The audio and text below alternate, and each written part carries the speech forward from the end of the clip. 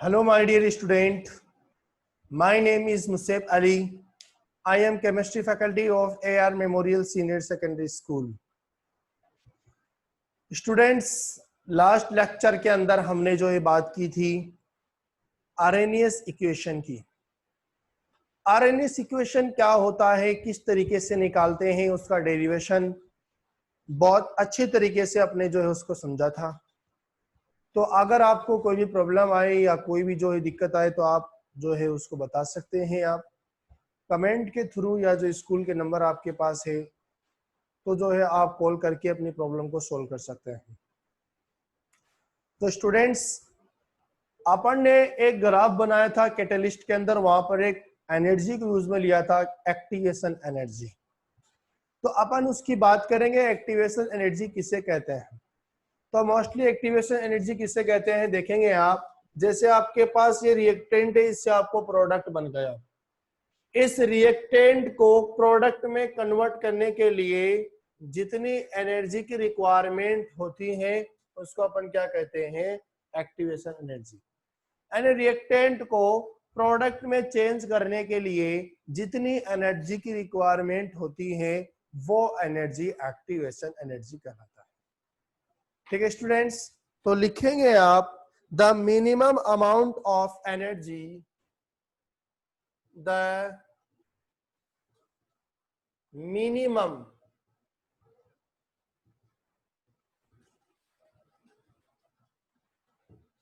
amount of energy,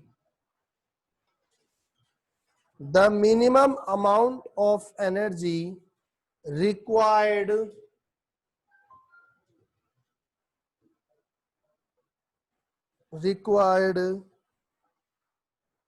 for reactant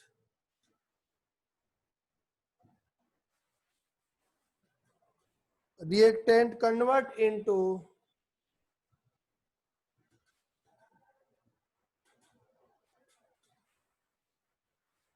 product, convert into product is called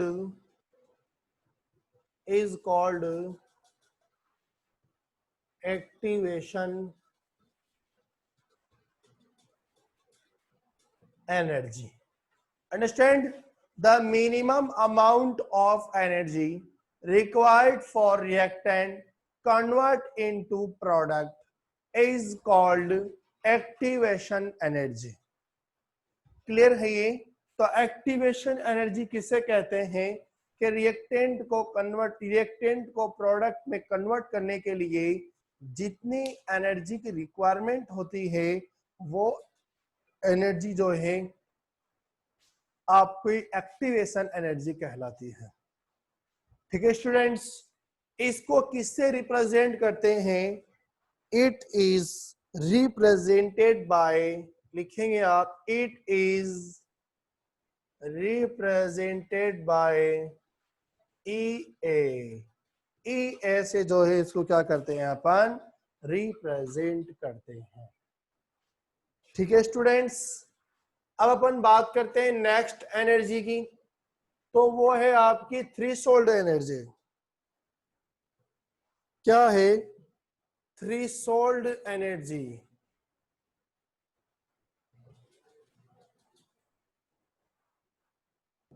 अब यहां पर तो बहुत सारे एनर्जी की रिक्वायरमेंट होती है, बल्कि थ्रेशोल्ड एनर्जी के अंदर क्या है, बहुत सम अमाउंट के अंदर एनर्जी की रिक्वायरमेंट होती है। तो लिखेंगे आप, threshold energy is the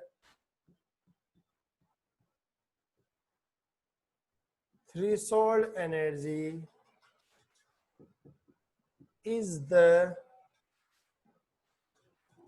the amount of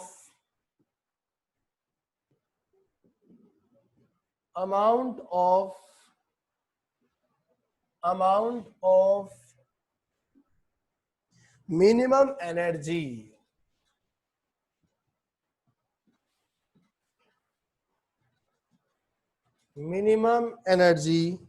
which is required for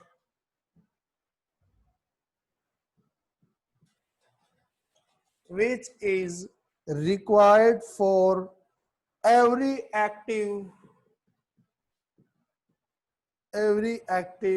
molecule is to convert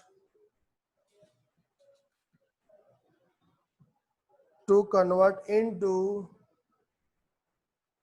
product.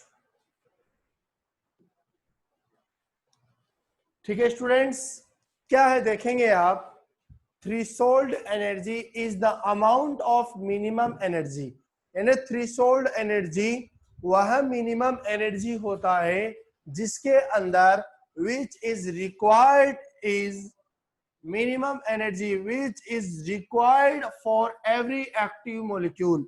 जैसे अपन ने बात की थी कि कोई भी जब आपके पास रिएक्टेंट होता है तो उन रिएक्टेंट के अंदर कुछ मॉलिक्यूल्स के पास एनर्जी होता है जिसको एक्टिव मॉलिक्यूल कहते हैं, कुछ के पास एनर्जी नहीं होता है जिसको इनएक्टिव मॉलिक्यूल अपन कहते हैं। तो स्टूडेंट्स यहां पर जो एक्टिव मॉलिक्यूल्स होते हैं ना, एवरी एक्टिव मॉलिक्यूल्स, उन्हीं एवरी एक्टिव मॉलिक्यूल्स को प्रोडक्ट में चेंज करना है तो सम अमाउंट ऑफ एनर्जी की रिक्वायरमेंट होती है जिसको अपन क्या कहते हैं, थ्रीशोल्ड एनर्जी यहां पर अपन कहते हैं। ठीक है स्टूडेंट्स, तो थ्रीशोल्ड एनर्जी आपका जो है कंप्लीट हो गया है। अब स्टूडेंट अपन बात करते हैं बहुत इंपॉर्टेंट टॉपिक की, या आप जो इसको राइट कर लीजिए, इसको पॉज करके, इसको पॉज कर लेना भाई आप लोग, और फिर जो है राइट कर लो आप इसको। ठीक है स्टूडेंट्स, अब देखेंगे आप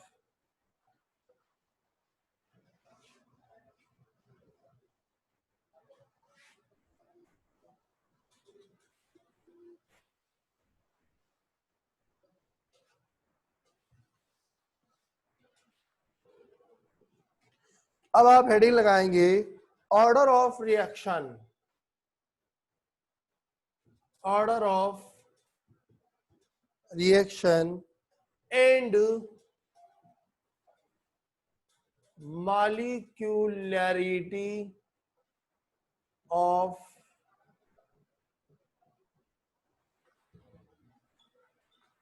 reaction, order of reaction and molecularity of reaction,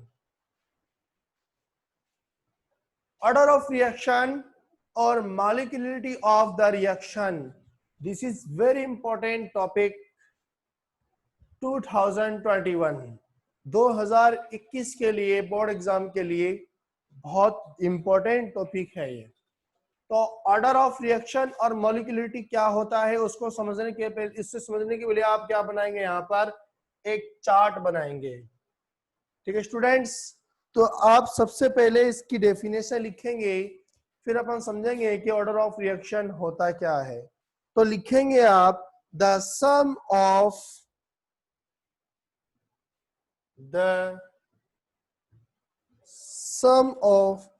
power of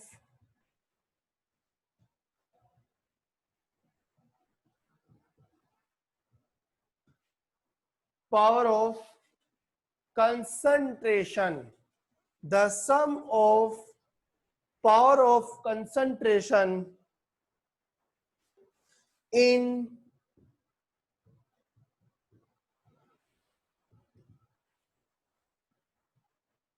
experimental rate law equation is called order of reaction। ठीक है, the sum of power of concentration in experimental rate law equation is called order of reaction। आगे लिखेंगे आप it is the total number of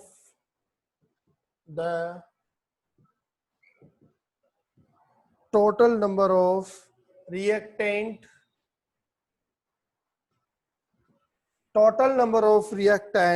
molecule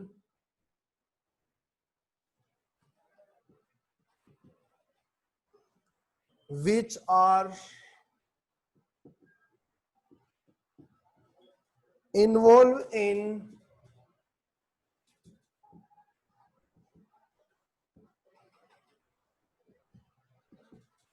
stoichiometric reaction. क्या है देखेंगे आप इसके अंदर, order of reaction and molecularity of reaction. तो क्या होता है अपन बात करते हैं। देखो ऑर्डर ऑफ रिएक्शन एक तरफ लिखेंगे आप, यहां पर लिखेंगे ऑर्डर ऑफ रिएक्शन, यहां पर आप क्या लिखेंगे, मॉलिक्यूलरिटी लिख देते हैं, मॉलिक्यूलरिटी।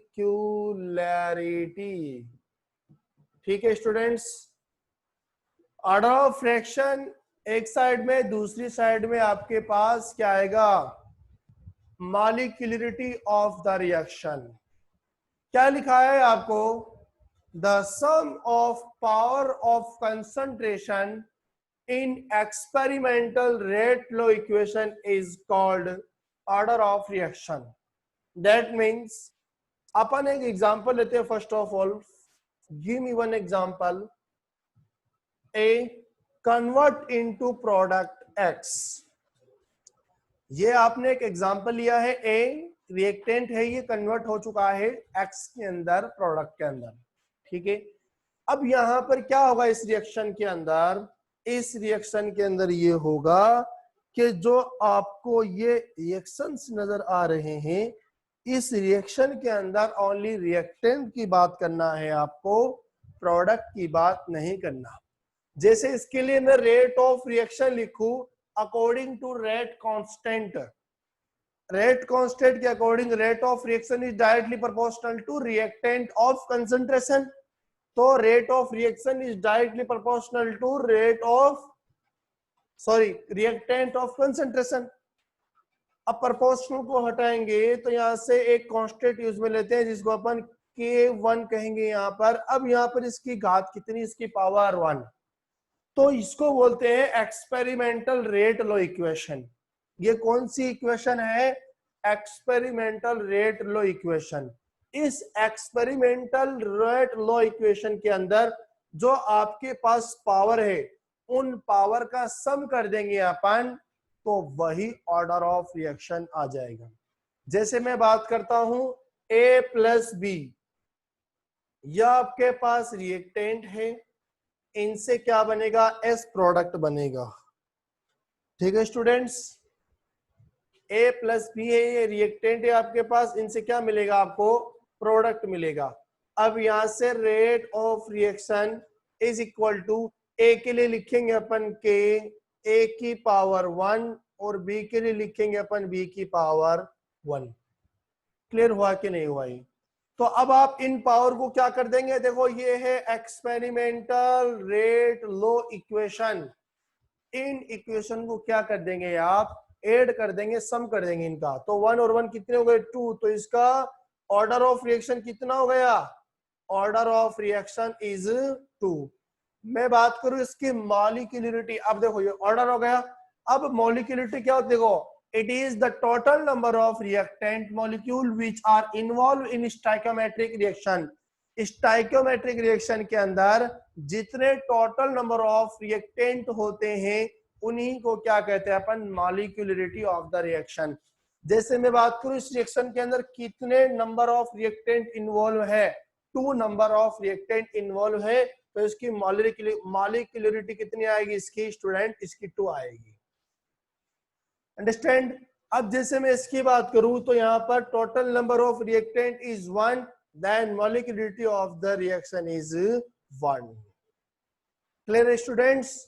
तो ये बातें हैं, बहुत इंपॉर्टेंट बातें हैं जो कि आपको पता रहना चाहिए।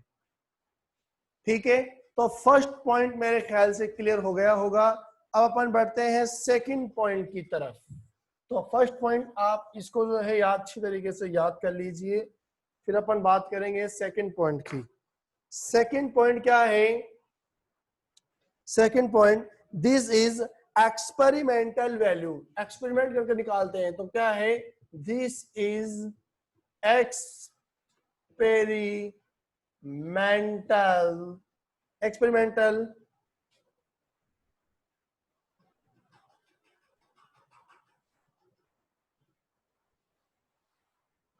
एक्सपेरिमेंटल वैल्यू, ठीक है। और ये क्या है, दिस इज थ्योरिटिकल, क्या, थ्योरिटिकल वैल्यू, यानी ये तो होती है एक्सपेरिमेंटल वैल्यू और ये होती है थ्योरिटिकल।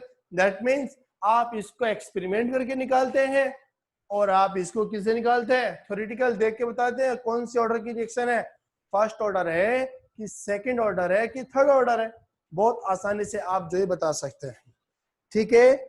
अब नेक्स्ट है मे बी फ्रैक्शन और होल नंबर। अब ये क्या, ये फ्रैक्शन भी हो सकता है और होल नंबर भी हो सकता है। नेक्स्ट पॉइंट लिखेंगे मे बी फ्रैक्शन और होल नंबर, क्या है, मे बी फ्रैक्शन और होल नंबर, और आगे क्या है, ओनली होल नंबर। तो लिखेंगे आप मे बी या always, always, always whole number, यानी होल नंबर का मतलब 2 3 4 5 6 ऐसे होता है, ठीक है स्टूडेंट्स। फिर अपन बात करते हैं ये it can not be zero,